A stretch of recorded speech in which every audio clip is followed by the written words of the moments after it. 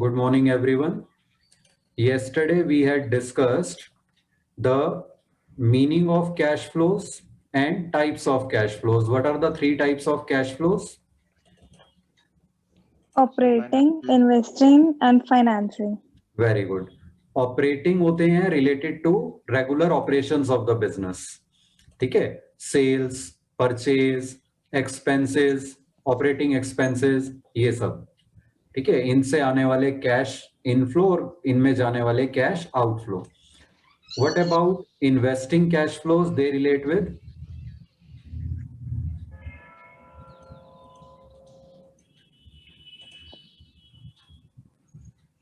So they're related to investment and Assets. they are related with, yes, fixed assets and loans given whether for long term or short term. Short term. What about financing cash flows? They are related with Capital and borrowings. very good capital and long term liabilities and borrowings whether long term or short term. ठीक है, कल हमने ये discuss किया था यहां तक और ये पहले भी रेशियो वाले चैप्टर में भी आपको लिखवाया हुआ था. कल हमने दोबारा डिस्कस किया था, remember? Yes, sir. yes sir. That operating profit में जब हम non operating income gain add करते हैं, non operating expenses losses less करते हैं, we get net profit before tax. उसमें से प्रोविजन फॉर टैक्स लेस करके we get net profit after tax which goes to which gets added to the opening balance of surplus in notes to account. उसमें से फिर appropriations less करके हमारे पास बचता है क्लोजिंग बैलेंस ऑफ सरप्लस. यहां तक क्लियर? Yes sir. ठीक है. सो indirect method में we move backwards in the reverse order. We start with the balance of surplus and from there we find out operating profit. ठीक है, तो starting point first हो गया हमारा difference of surplus, that is closing balance minus opening balance. अब ये लिखते जाओ साथ साथ. जब हम सरप्लस के क्लोजिंग बैलेंस में से ओपनिंग बैलेंस को माइनस कर देंगे तो इन दोनों के बीच में क्या है? Net profit after tax minus appropriations. This amount we will get. So is equal to net profit after tax minus appropriations.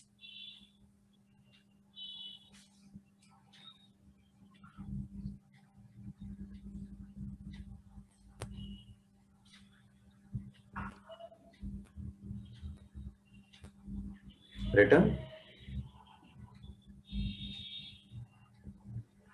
Yes sir. Okay. फिर net profit after tax minus appropriations में हम अगर एप्रोप्रिएशंस को वापस add back कर देंगे तो हमारे पास क्या आ जाएगा?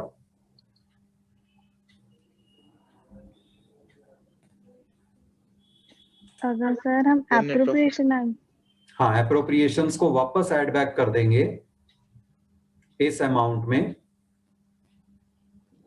नेट प्रॉफिट देखो, net profit after tax minus appropriation, तो इसमें एप्रोप्रिएशन वापस ऐड कर दी तो एप्रोप्रिएशन हट जाएगा, कैंसल आउट हो जाएगा, तो हमारे पास बचेगा net profit after tax. Yes, net profit after tax. ठीक है, यहां तक पहुंच गए हम net profit after tax. Now in net profit after tax if we will add back provision for tax, then what will we get? Net profit before tax. Very good. So we get net profit before tax. अब net profit before tax से operating profit तक आने के लिए क्या करना होगा? Add करेंगे non operating expenses and losses, subtract करेंगे non operating income and gains. Very good, लिख लो. Plus non operating expenses and losses minus non operating incomes and gains. And we get operating profit. Yes, Arshit. Sir आपने PPT बनाई हुई है? हाँ जी. अच्छा, okay sir.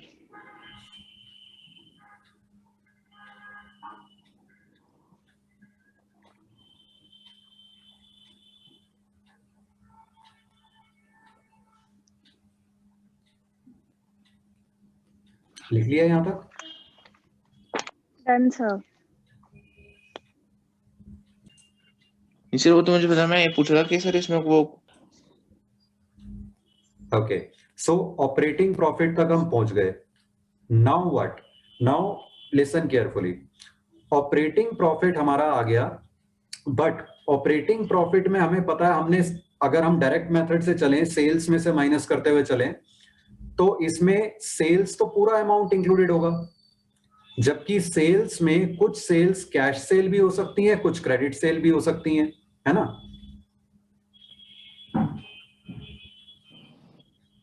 हमें निकालना है, यस सर। यस, तो हमें निकालना है ऑपरेशन से कैश कितना आया.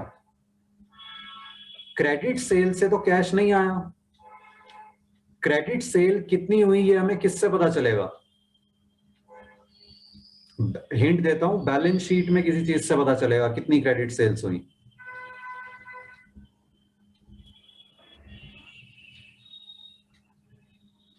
Okay, let me ask it this way. अगर डेटर्स का अमाउंट पिछले साल से इस साल बढ़ गया है, इसका क्या मतलब हुआ? क्यों बढ़ गया होगा? Sir sir cell. प्लीज क्योंकि उतने अमाउंट की क्रेडिट सेल हो रही होगी. Debtors are related with credit sales. जब क्रेडिट सेल होती है तो डेटर बढ़ जाते हैं. Yes Tejas. Yes sir.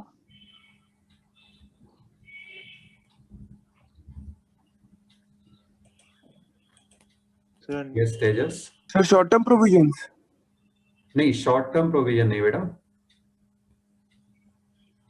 Debtors. Debtors की बात हो रही है. डेटर्स जब इंक्रीज होते हैं, जब क्रेडिट सेल होती है तो डेटर्स का अमाउंट इंक्रीज हो जाता है ना? Yes sir. तो अगर डेटर्स बढ़ गए हैं, इसका मतलब कुछ सेल्स तो क्रेडिट हुई हैं, जबकि इस ऑपरेटिंग प्रॉफिट में जहां तक अभी हम पहुंचे हैं, इसमें कैश और क्रेडिट दोनों सेल्स इंक्लूडेड हैं. तो क्रेडिट वाली सेल हमें इसमें से क्या कर देनी चाहिए? ऐड या लेस? लेस। लेस कर देनी चाहिए, क्योंकि हमें निकालना है कि ऑपरेशन से कैश कितना आया. ठीक है, तो अगर डेटर्स का अमाउंट बढ़ रहा है तो हम उसे लेस कर देंगे. जितने अमाउंट से बढ़ रहा है उस अमाउंट को लेस कर देंगे. क्लियर है यहां तक? Yes sir. सिमिलरली डेटर्स का अमाउंट अगर कम हो रहा है, कम कब होगा डेटर्स का अमाउंट? सर जब परचेज होगी. नहीं, सोचो, डेटर्स का Cash. अमाउंट कम कब होगा? डेटर्स का जब उन्होंने हमें अमाउंट पे कर दिया, उनसे जो हमें अमाउंट कलेक्ट करना था, कुछ अमाउंट कलेक्ट हो गया, तो डेटर्स का अमाउंट कम हो जाएगा. तो इनफ्लो। ठीक है, inflow of cash. Yes, inflow of cash हो गया वो, तो उसे ऐड करना चाहिए, लेस करना चाहिए? ऐड। ऐड करना चाहिए. Very good. इसका मतलब whenever current assets are increasing, we have to reduce them, reduce that amount. By what amount they are increasing? Whenever current assets are decreasing, तो जितने अमाउंट से करंट एसेट्स डिक्रीज हो रहे हैं वो हमें ऐड करना है. यहां तक बात क्लियर है? Yes sir. Yes sir. अब इसी तरह से करंट लायबिलिटीज की बात करते हैं. Let's take example of creditors. If creditors are increasing means purchase ज्यादा हो रही है। परचेज. क्रेडिट परचेज ज्यादा हो रही है ना? Credit credit purchase. परचेज. अब इस प्रॉफिट में परचेज, हमने टोटल परचेज इसमें तो इंक्लूडेड होगी, क्रेडिट भी कैश भी.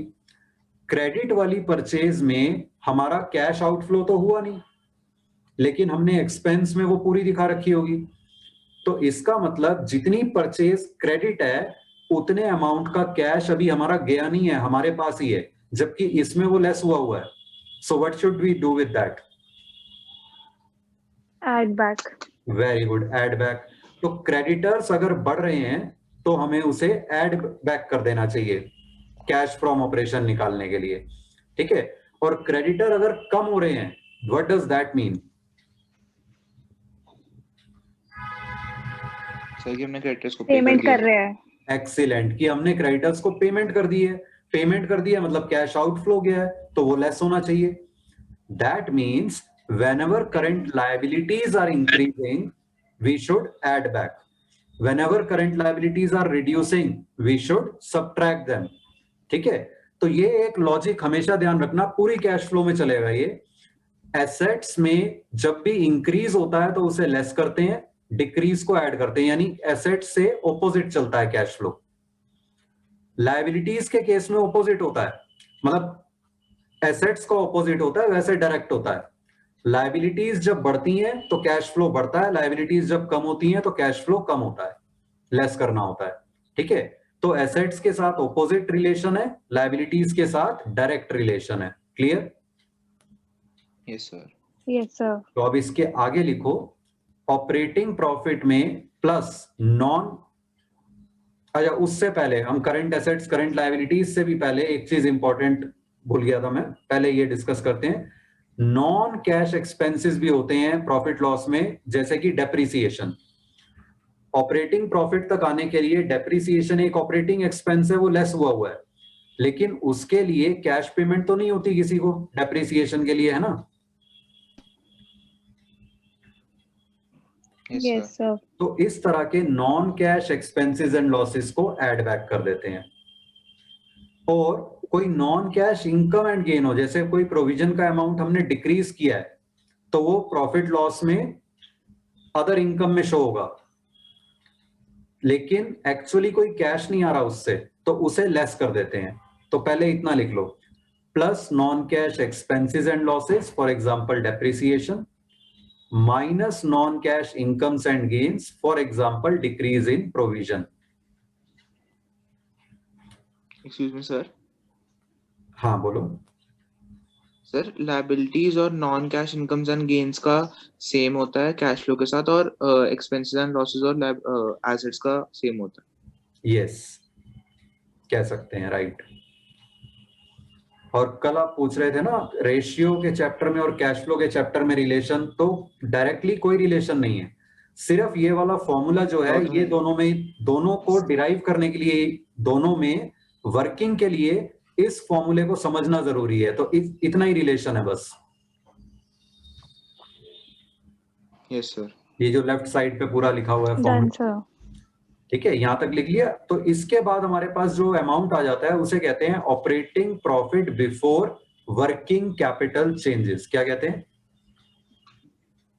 Operating Profit before.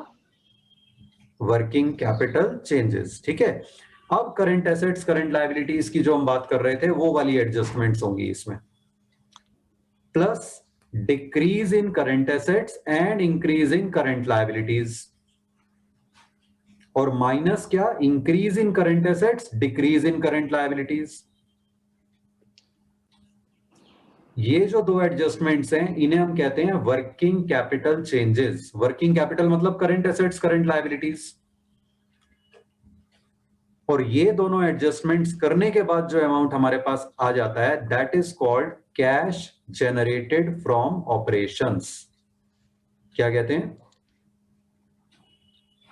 Cash generated from operations. Yes, very good, लिख लो यहां तक।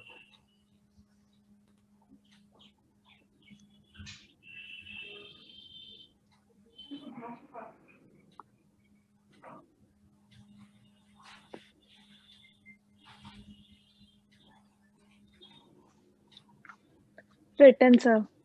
Okay, now we will understand how a cash flow statement is prepared. अब आप क्या करोगे, नोटबुक के 2 पेजेस यूज होंगे आपके कैश फ्लो स्टेटमेंट बनाने में।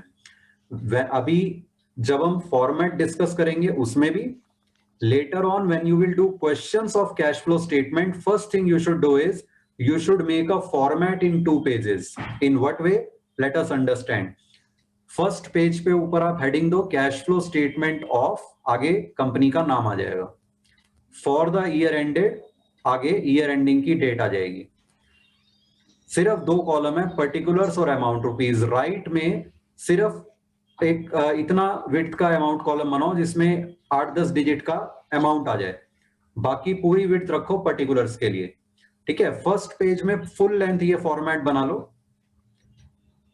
सेकंड पेज में ये फॉर्मेट आपने बनाना है पर्टिकुलर्स अमाउंट से शुरू करके, लेकिन फुल पेज नहीं बनाना, नीचे की 6 लाइनें छोड़ देनी है पेज की वर्किंग नोट्स के लिए। तो 7th लास्ट लाइन तक ये फॉर्मेट बनेगा सेकंड पेज पे। फॉर्मेट बना लो, बना के बताओ, फिर आगे डिस्कस करते हैं।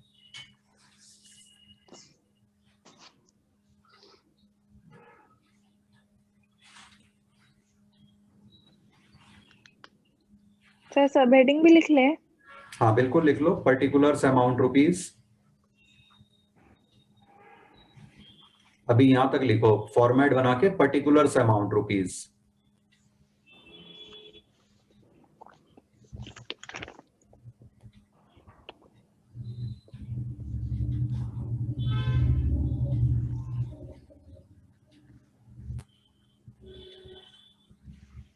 Done sir. ओके, अब उसके बाद आप क्या करोगे, जब भी कोई क्वेश्चन कर रहे हो मेन हेडिंग्स लिख लोगे पहले। फर्स्ट पेज पे पहली हेडिंग लिखो रोमन 1 डाल के, cash flow from operating activities, और उसे अंडरलाइन कर दो।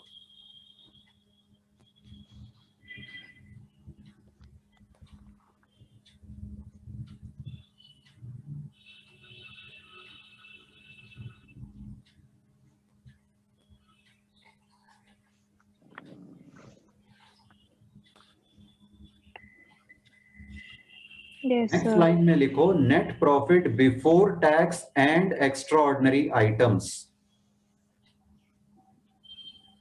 ये क्या होता है अभी डिस्कस करेंगे।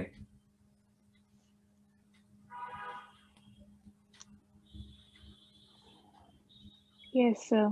फिर नेक्स्ट लाइन में लिखो non operating and non cash adjustments, और अंडरलाइन कर दो।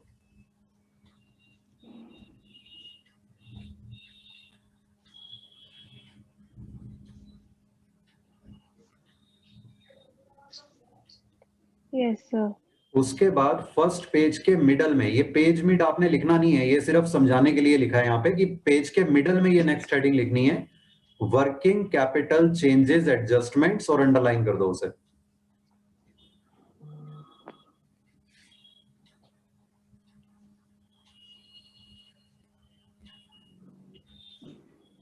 Yes sir. Second page first line write down Roman 2 डाल के cash flow from investing activities and underline it.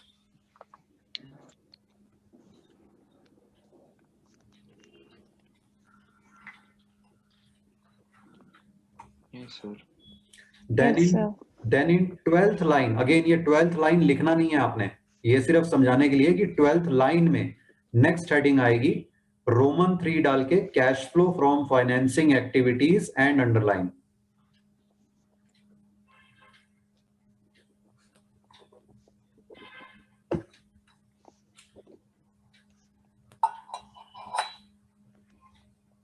Yes sir. Then second page पे मैंने आपको कहा लास्ट की 6 लाइनें छोड़ दो blank, format 7th last line तक बनाओ।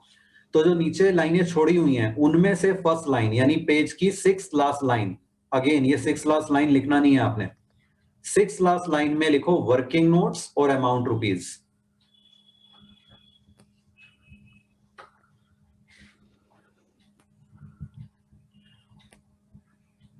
Yes sir. So whenever you will do a question of cash flow statement, आप इस तरह से ये 2 पेज पे फॉर्मेट बना लोगे और ये मेन हेडिंग्स लिख लोगे। ठीक है, यहां तक जितनी अभी लिखी हैं। Most of your questions will be easily accommodated in this space in these formats. ठीक है, वर्किंग नोट्स अगर थोड़े लंबे हो भी जाते हैं तो नेवर माइंड, वो 3rd पेज पे कंटिन्यू हो जाएंगे। ठीक है, ओके सर। अब आगे लिखते जाना साथ साथ, जो जो हम डिस्कस करते जाएंगे। वर्किंग नोट्स में हम स्टार्टिंग करते हैं difference in surplus, that is balance in statement of profit and loss.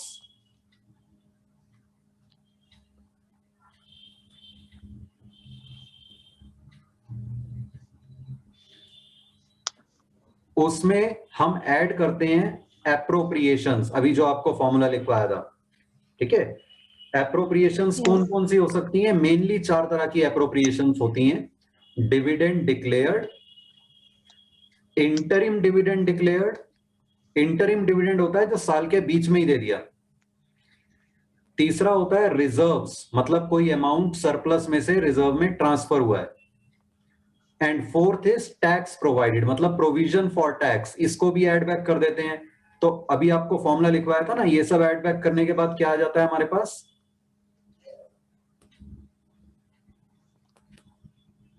Net profit before tax, लिख लो यहां तक, इज इक्वल टू अमाउंट के नीचे इन सब के अमाउंट्स आते जाएंगे और कैलकुलेशन होती जाएगी, is equal to net profit before tax. Before tax, अच्छा ठीक है, टैक्स भी ऐड कर हमने दिया ना। टैक्स प्रोवाइडेड भी ऐड कर दिया ना, डिविडेंड, इंटरिम डिविडेंड और रिजर्व, ये एप्रोप्रिएशन हो गई। उसके बाद प्रोविजन फॉर टैक्स भी ऐड कर दिया, तो सीधे नेट प्रॉफिट बिफोर टैक्स आ जाएगा। Return up to here? Yes sir. इसके बाद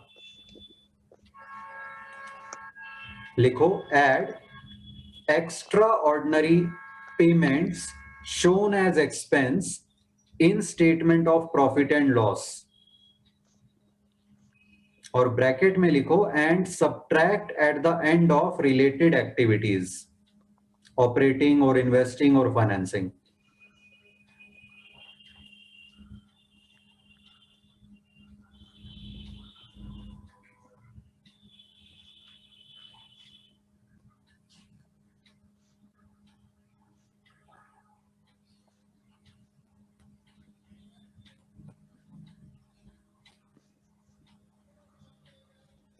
यस सर। अब इसका मतलब पहले समझ लेते हैं। सपोज करंट ईयर में कोई extra ordinary payment, extra ordinary मतलब जो जनरली नहीं होती, सपोज किसी कस्टमर ने प्रोडक्ट खरीदा हमारी कंपनी का and the product was defective, customer ने कंप्लेंट करी कोर्ट में और कंपनी को लेट अस से उसे 1 लाख रुपीस की कॉम्पेंसेशन देनी पड़ी, तो ये एक एक्स्ट्रा ऑर्डिनरी पेमेंट हो गई। इससे प्रॉफिट लॉस में हमारा एकदम से प्रॉफिट 1 लाख से कम हो गया होगा, प्रॉफिट लॉस में हमने इसे एक्सपेंस दिखाया होगा, है ना। लेकिन ये ऑर्डिनरी ऑपरेटिंग हमारा एक्सपेंस नहीं है, तो इसे हम यहां पर ऐड बैक कर देंगे ऑर्डिनरी ऑपरेटिंग कैश फ्लो निकालने के लिए, ऑपरेटिंग प्रॉफिट निकालने के लिए। यहां तक क्लियर? Yes sir. लेकिन कैश फ्लो तो ये फिर भी है, पैसे तो गए ना, तो इसे हम, अब ये किससे रिलेटेड है, कस्टमर के ने प्रोडक्ट से रिलेटेड केस किया था, तो ये ऑपरेशन से ही रिलेटेड है हमारा पेमेंट। तो ऑपरेटिंग एक्टिविटीज में फर्स्ट पेज में लास्ट में जाके हम इसे फिर से लेस कर देंगे, ठीक है। अगर ये पेमेंट इन्वेस्टिंग या फाइनेंसिंग में से किसी से रिलेटेड होती तो उसमें लास्ट में लेस हो जाता है ये। यहां तक clear? Yes sir. Similarly, less extraordinary receipts shown as incomes in statement of profit and loss and add at the end of related activities, operating or investing or financing, लिख लो।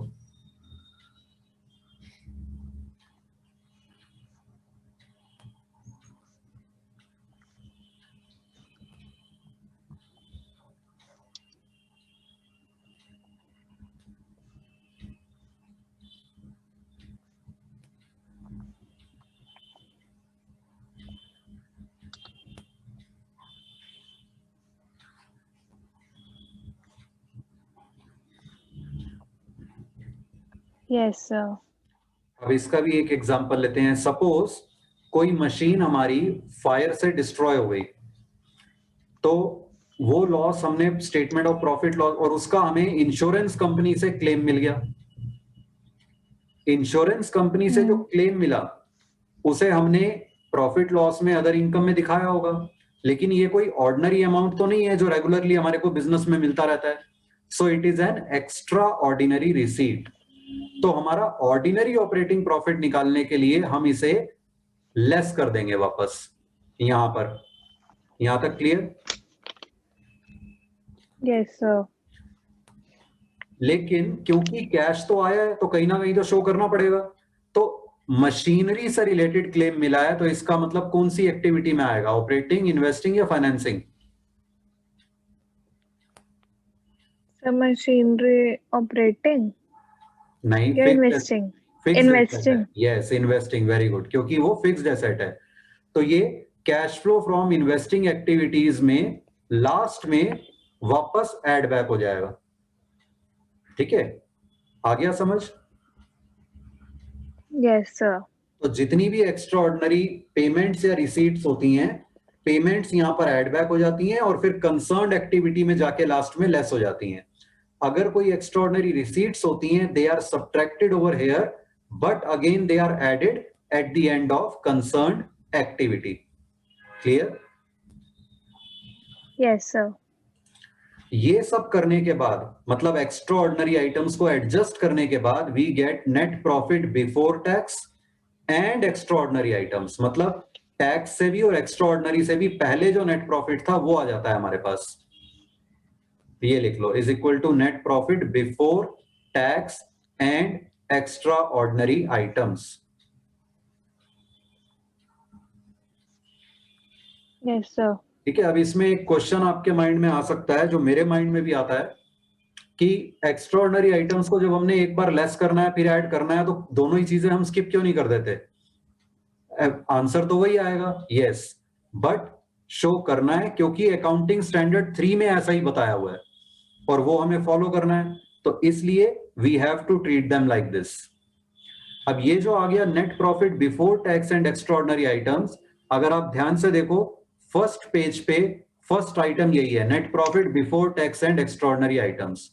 तो working note से ये जो amount मिलेगा इसे हम लिख देंगे यहां पर अमाउंट कॉलम में, against net profit before tax and extraordinary items.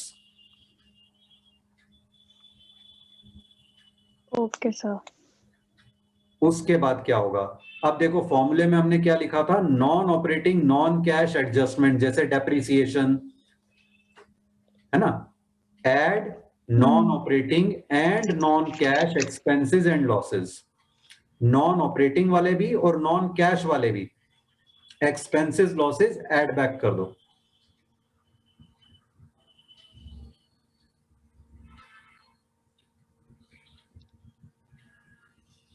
Yes, sir. और लेस क्या कर दो? Non-cash income and gain, non-operating income and gain.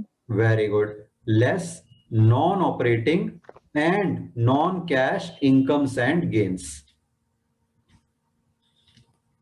हमारे पास आ जाएगा operating profit before working capital changes, जो अभी आपको फॉर्मूले में लिखवाया था मैंने।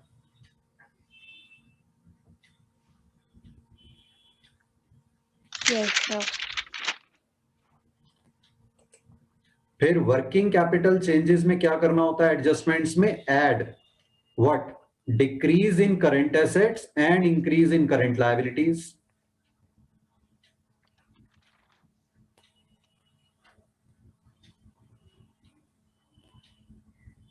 Yes, sir. ठीक है, एंड लेस क्या करेंगे? Increase in current asset and decrease in current liability. Excellent, less increase in current assets and decrease in current liabilities.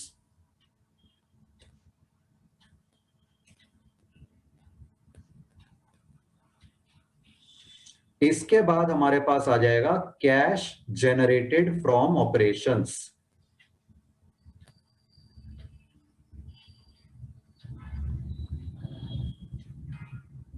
Yes, sir. ठीक है,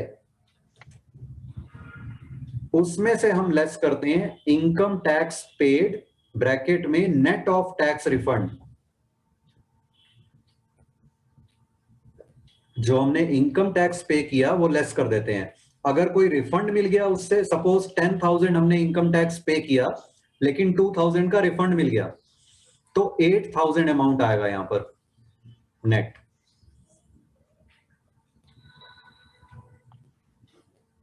Okay, sir. And then we will, अब जो amount आएगा that is called cash flow before extraordinary items.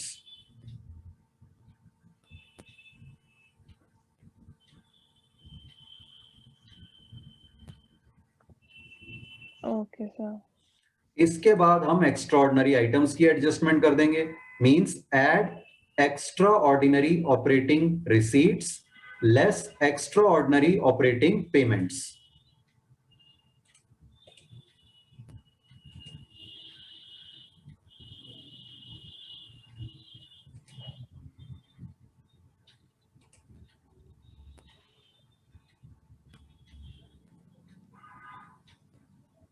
Yes, sir. ठीक है, जैसे हमने वो कस्टमर का कॉम्पेंसेशन वाला एग्जांपल लिया था, वहां पर वो एड बैक कर दिया वर्किंग नोट्स में, यहां पर वो लेस हो जाएगा एक्स्ट्राऑर्डिनरी ऑपरेटिंग पेमेंट्स में। अगर कोई एक्स्ट्राऑर्डिनरी ऑपरेटिंग रिसीट वहां पर लेस हुई होगी तो यहां पर ऐड हो जाएगी। Then we get cash flow from operating activities. अगर ये अमाउंट नेगेटिव आता है तो इसे लिखेंगे cash used in operating activities. Listen carefully, अगर ये अमाउंट पॉजिटिव आता है तो हम लिखेंगे cash flow from operating activities, और अगर ये अमाउंट नेगेटिव आता है we will write cash used in operating activities. Clear? Okay, sir. Yes, sir. Any doubt up to here? No, sir. ठीक है, now we come to second page, cash flow from investing activities. ये बड़ा simple है, investing inflow सारे add कर दो, जैसे machinery sold, building sold, ठीक है, और इन्वेस्टिंग आउटफ्लो सारे लेस कर दो, परचेज ऑफ फिक्स्ड एसेट्स, चाहे बिल्डिंग खरीदी, चाहे कोई फर्नीचर खरीदा, व्हाटएवर। इसके बाद इसमें भी एक्स्ट्राऑर्डिनरी आइटम्स की एडजस्टमेंट कर दो, एड एक्स्ट्राऑर्डिनरी जो इन्वेस्टिंग वर्किंग रिसीट नोट्स में थी। less extraordinary investing payments, and we will get cash flow from investing activities if positive, or cash used in investing activities if negative. You were saying something, Sanya? Sir जो हमने working notes में की थी extra ordinary receipts और payment. हाँ, वही वाली जो वहां पर ऐड हुई होगी यहाँ पे लेस हो जाएगी, अगर इन्वेस्टिंग से रिलेटेड थी वहां पे लेस हुई होगी तो यहाँ पर ऐड हो जाएगी। सर मतलब अगर कोई कंसर्न एक्टिविटी नहीं दे रखी, मतलब ऐसे ही दे रखा हो कि एक्स्ट्रा ऑर्डिनरी पेमेंट इतनी, रिसिप्ट्स इतनी है, वो आपको अपना जजमेंट अप्लाई करना होगा कि किससे रिलेटेड है ये, ठीक है, वो आपको जज करना होगा कि किससे रिलेटेड है ये। जैसे मैंने कहा कि ओके गुड्स डिफेक्टिव निकले तो उससे रिलेटेड कॉम्पेंसेशन क्लेम पे करना पड़ा, तो वो सेल से रिलेटेड हो गया तो ऑपरेटिंग में आएगा। मशीनरी की हमने बात की जो कि फिक्स्ड एसेट है, उसका लॉस हुआ, इंश्योरेंस क्लेम मिला, तो इसका मतलब इन्वेस्टिंग में आएगा। तो इस तरह से सोचना होगा, ठीक है।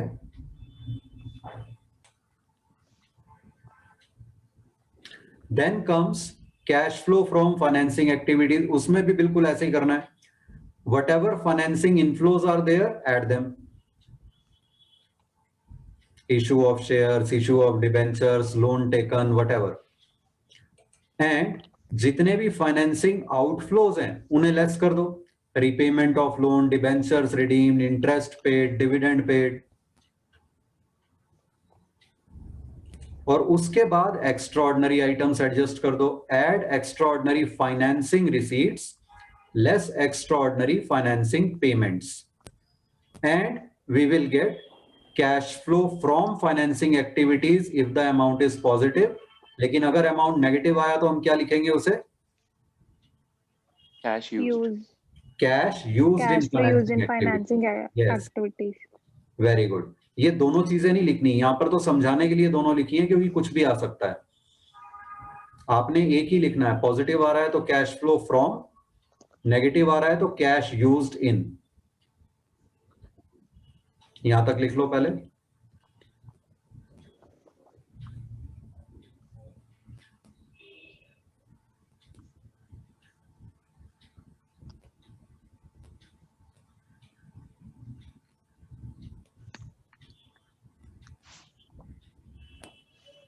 Yes sir.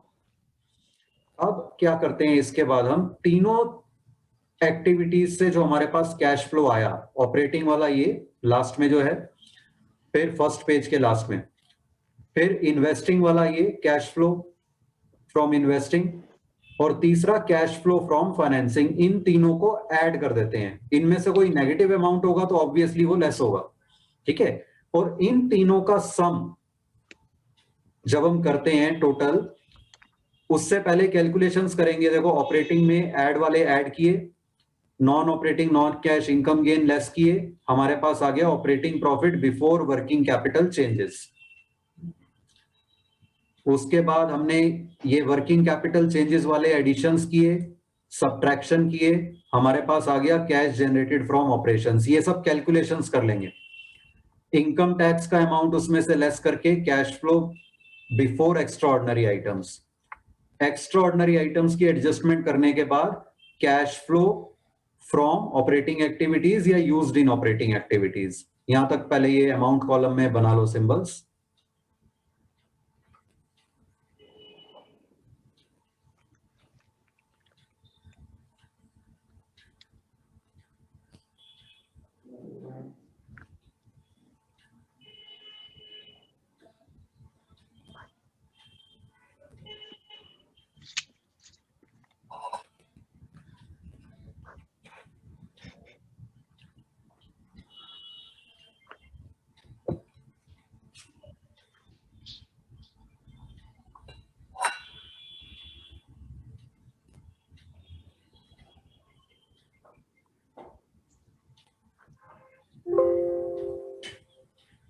Yes sir.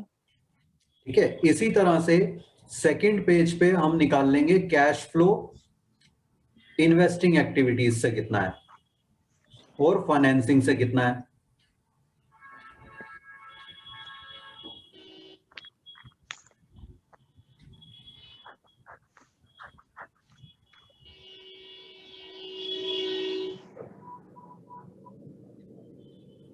Yes sir. फिर इन तीनों को हम ऐड कर देंगे, as I was saying, operating, investing और फाइनेंसिंग।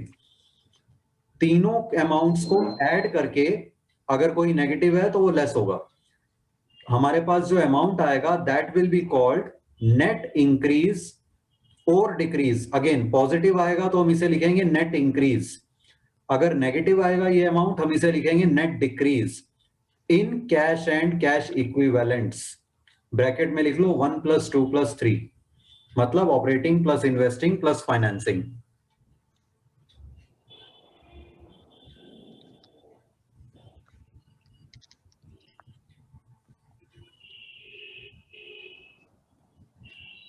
Yes sir. इसमें हम क्या करते हैं, इसमें हम लिखते हैं add cash and cash equivalents at the beginning. Balance sheet में जो हमें दिए होते हैं cash and cash equivalents previous year वाले, वो हम इसमें ऐड कर देते हैं।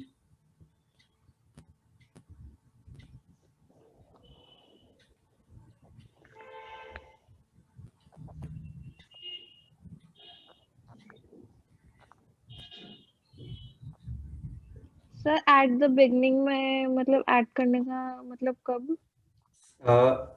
आपके पास बैलेंस शीट होगी ना कंपनी की, तो उसमें प्रीवियस ईयर का भी अमाउंट कॉलम होता है, करंट ईयर का भी अमाउंट कॉलम होता है। पहले करंट ईयर वाला फिर प्रीवियस ईयर वाला, है ना। Yes sir. तो प्रीवियस ईयर वाले कॉलम में जो भी cash balance, bank balance, marketable securities, current investments आपको दी होंगी, उनका टोटल हमारा हो गया cash and cash equivalents at the beginning. उसको हम ऐड कर देंगे यहां पर। Is it clear? Okay sir. अब सपोज बिगिनिंग में हमारे पास 100 अमाउंट था कैश एंड कैश इक्विवेलेंट्स का और नेट इंक्रीज आया 20, तो इसका मतलब क्लोजिंग बैलेंस क्या होगा कैश एंड कैश इक्विवेलेंट्स का? 120। 120। तो फाइनल हमारे पास जो अमाउंट आ जाएगा cash and cash equivalents at the end, इन दोनों को ऐड करके। और इसे ये भी आपको बैलेंस शीट में दिया होगा, कैश का अमाउंट, बैंक का अमाउंट, मार्केटेबल सिक्योरिटीज या करंट इन्वेस्टमेंट्स अगर दी हुई हैं करंट ईयर वाले अमाउंट, इनको ऐड करके आप चेक कर लोगे इसके इक्वल आ रहा है या नहीं। अगर आ रहा है तो हमारी कैश फ्लो स्टेटमेंट ठीक बनी है, कैलकुलेशंस ठीक हैं। अगर नहीं आ रहा, that means we have committed some mistake somewhere. जैसे बैलेंस शीट में होता है ना कि टोटल अगर मैच नहीं हो रहे दोनों साइड के, हमें पता चल जाता है कहीं कुछ मिस्टेक हुई है, ऐसे ही अगर यहां पर ये जो cash and cash equivalents at the and हमारा निकला, ये हमें दी हुई बैलेंस शीट के cash and cash equivalents at the and से मैच नहीं हो रहा, then we know that there is some mistake. और अगर मैच हो गया तो most probably there is no mistake. Clear? Yes, Yes, sir. sir. लिख लिया यहाँ तक? Yes, sir. ओके, अभी एक दो चीजें और डिस्कस कर लेते हैं, उसके बाद वाइंड अप करते हैं. हाँ, ये देखो एक्स्ट्रा ऑर्डिनरी आइटम्स जो हमने डिस्कस की क्या होती हैं. Extraordinary items are cash flows from transactions clearly distinct from ordinary business activities not expected to recur regularly.